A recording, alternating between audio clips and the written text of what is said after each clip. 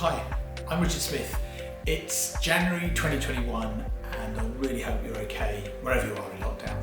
One of the really exciting things coming to the UK over the next few years is going to be pensions dashboards. This is where you're going to be able to log in online and see all of your different pensions in one place. Now there's been quite a bit of debate about what information dashboards should show, and one of the best ways to bring this to life, I think, is through realistic examples. So in this video, I've pulled together my own pensions as a way of illustrating what dashboards can show. It'd be great to hear what you think, and I'll let you know how to get in touch at the end. So let's get to it. Well, firstly, I tend to find when thinking about all your pensions together that it's helpful to look at your life as a whole. So, starting at the beginning, I was born in 1967 when the Beatles were number one. Since then, time has rolled on and it's now 2021 and I'll be 54 this year. Of course, right now we're all rooting for the vaccination programme. But I think if the pandemic has shown anything, it's that the future is uncertain. None of us really knows what's around the corner, do we? However, if I do live for another 13 years, by 2034 I'll reach age 67, which gov.uk tells me is my state pension age. And looking ahead 30 years, if I live until 2051, I'll be 84, which the Office for National Statistics tells me is the average life expectancy for a male who's currently 54. However, ONS is at pains to impress on me that I could live longer than that. Whilst 84 is the average life expectancy, there's a 25% chance I could live until I'm 92, and a 10% chance I could live to 97. Have a look at your own life expectancy on the ONS website, it's really illuminating. I don't know how long I want to live, who does? Do you? In terms of what's happening in the wider world, I'm really interested in the UK's commitment to be carbon neutral by 2050, so I think I'd like to live to see that. And I hope it happens sooner than 2050. So that's an idea of how long my pensions might need to last, but it's all in the rather uncertain future. Let's take a look back now at the past and the events which have given rise to my different pensions. I was at primary school in the 1970s and secondary school until the mid-1980s. I did a few odd jobs after leaving school, but my first salaried job was with a lovely company called the Heath Group. I'm really grateful to my old Heaths colleagues as they gave me a great grounding in the pensions world. After 3 years though, I moved to Prudential in Reading, where I spent the majority of the 90s. Prudential was also where I met my lovely wife Heather, and we were married in 1996. After getting married, I went in-house to help the AA run their pension scheme. But not long after joining the AA, my employment was outsourced under TUPE to Aon. This was also the period when we were blessed with our 3 children, 2 girls and a boy. Here they all are. With a growing family, I applied to work for PricewaterhouseCoopers or PwC and spent a happy 11 years there. Very sadly though, Heather was diagnosed with cancer and she died in 2014. So in 2015 I had a break from work to look after the kids and get used to being a single dad. And then for the last 5 years I've been very lucky to work on various interim contracts through the umbrella firm Parasol. And the last of these contracts was in 2020, leading the development of the data standards on the Pensions Dashboards programme. So that's my work history, but before we come on to look at my pensions, let's just take stock of what that example shows us. Firstly, with pensions, it's helpful to think about your life as a whole, from beginning to end, and the key happenings in between. And of course, that's what sets you apart. Everyone's circumstances, at home and at work, although for many at the moment those are the same thing, are completely unique. It's what makes you special. And looking forward, the lives of future generations, such as my Generation Z children, are going to be even more diverse. And what all of this means is that many of us are building up our own completely unique but quite complex set of different pension entitlements. It's why we need dashboards. So let's look at my example pensions which have built up. Well, I'm afraid it's not a great start, as the principal employer of my first pension became insolvent, meaning that my first pension is now in what's called the Pension Protection Fund, or PPF. It pays compensation in place of what the pension would have been. It's a growing area, particularly in a post-COVID world, I fear. Then at Prudential, I left and rejoined, so I've actually got 2 deferred pensions in the Prudential Staff Pension Scheme. The AA was bought by Centrica, so my AA pension is now in the Centrica pension plan, even though I never worked for Centrica. And my Aon pension has now been consolidated into the Aon Master Trust. After several takers of different pension providers, the pension I built up whilst I was at PwC is now with Aviva. Parasol is really interesting. They pay basic minimum contributions into Nest, but if the individual wants to pay any more, they go into a Scottish Widows pension. And finally, of course, there's my state pension, which, as we've already seen, is payable from when I'm 67. So, without trying, I've built up 9 different pensions. Let's take stock again on what this example illustrates. Of course, not everyone is like me. Some people don't have any pensions other than their state pension. But some people, like me, have many. Everyone watching this will have their own unique story. Perhaps you've done a timeline similar to mine. On average, in the UK, people have about 4 pensions, but this is increasing rapidly, particularly as a result of the introduction of automatic enrolment. And you know, for many people, just being able to digitally find all their different pensions using a dashboard is going to be a very useful service. So that's an example of a career full of pensions. Some lives are simpler, some more complex. Every life is unique. One user of the Swedish pensions dashboard has 40 different pensions. Imagine that. Of course, I'm quite engaged with my pensions, so I know where they all are. But many people really aren't all that engaged and have lost track of some of their pensions. So don't underestimate the importance of just finding your pensions. This is a tremendously helpful thing that dashboards will do. Having found your pensions though, the next question of course is how much are they all? And this is where things get a bit more complicated. So let's take a look at my pensions again to see how we could show the amount of each pension. Here's what we know so far.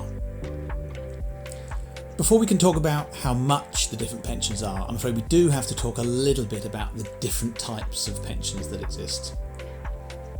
Many of you watching will know that there are 2 main types of pension. Firstly, there are pensions where the amount of money or benefit that is paid out during your retirement is defined. These are called defined benefit or DB pensions. My pensions 2, 3 and 4 are DB pensions from the earlier part of my career. This is fairly typical for people in Generation X like me, as DB pensions were more prevalent before the millennium, although there are still many about, particularly in the public sector. And then there are pensions where the amount of money paid in or contributed during your working life is defined, and these are called defined contribution or DC pensions. Pensions 5 to 8 for me are DC. Okay, so let's have a look at some numbers. DB pensions first. Well, my DB pensions are all deferred with amounts expressed as at the dates I left the relevant employments in 1995, 1998 and 2001 respectively. That's not particularly helpful because, for example, my first Prudential pension is now, as you can see, 25 years out of date. So what I did was contact XPS, who administer the Prudential scheme, and ask them to calculate how much my pension is today, that is, up to the end of 2020. Well, the first one has doubled from £1,100 a year in 1995 to £2,200 today. The second has increased by 60% from £1,000 to £1,600 a year. Mercer administer the Centrica scheme, so I went onto their website and found that my Centrica pension has increased by over half, from £1,400 a year in 2001 to £2,200 a year as at the end of 2020. Taking these 3 together makes a total of £6,000 a year in today's terms. Of course, here I'm ignoring future inflation between now and when I retire. I know it's going to be difficult for some schemes to do this, but I really do think that DB pension amounts should be shown as at now, because showing historic figures really is going to be a bit unhelpful and confusing. Coming on to my DC pensions from later in my career, these DC pensions are pots of money. So I logged on to the 4 providers' different websites to see how much is in each pot today. My Aon pot is about £58,000 as at January 2021. My Aviva pot 327, my Nest pot 13,700, and my Scottish Widows pot is a little over £1,000. So again, taking these together, they make a total pot as at January 2021 of about £400,000. That looks like a healthy pot, but the key question people really want to know is how much income might my total DC pot provide each year during my retirement? Well, there are various different ways of thinking about this, but one very useful rule of thumb is that from age 65, it's generally thought to be sustainable to spend about 3.5% of your pot each year. So for me, 3.5% of 400,000 is 14,000 a year. Of course, that's ignoring any future contributions I might make and future investment returns. I think that's the best way of thinking about DC pensions. That is not projecting into the uncertain future, because there's such a range of uncertainties that it's really difficult to get your head around. We mustn't forget my PPF compensation at the top.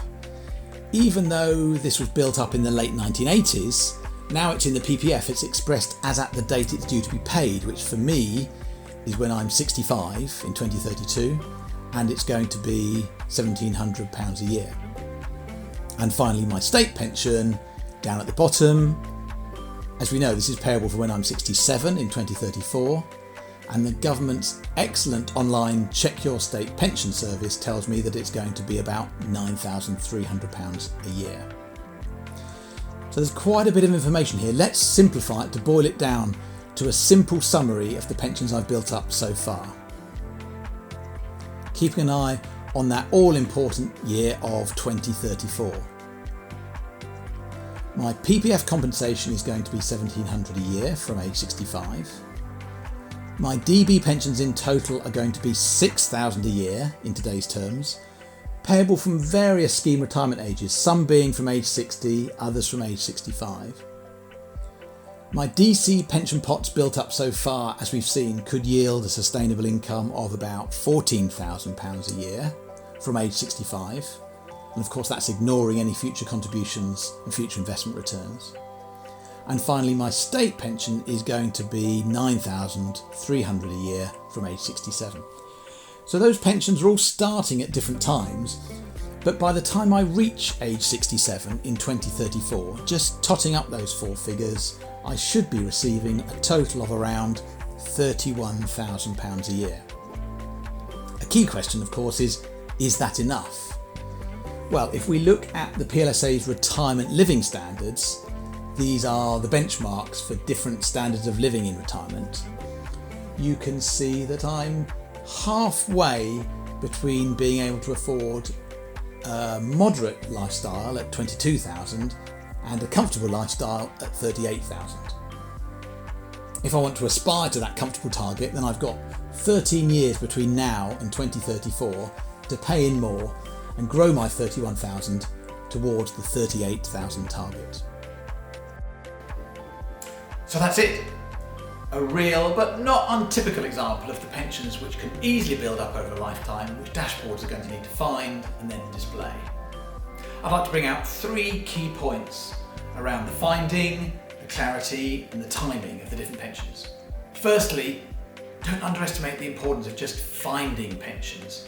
Before we get anywhere near showing any numbers, just showing the name of someone's different pension schemes and providers, particularly where they've changed, is going to be incredibly helpful. Secondly, clarity. Dashboards shouldn't show a whole host of numbers. The display should be as simple as possible, as I've tried to show in this example. Thirdly, the timing of the different pensions.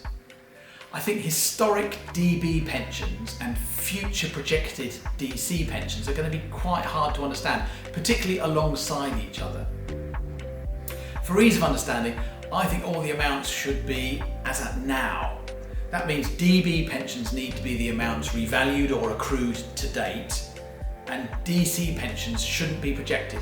I don't think it's the job of dashboards to project into the uncertain future, at least not initially. I'd really love to know what you think of these ideas. You can contact me via my Pensions Dashboards blog, which is dashboardideas.co.uk, and let me know your thoughts. Thanks so much for watching. Take care and see you again soon.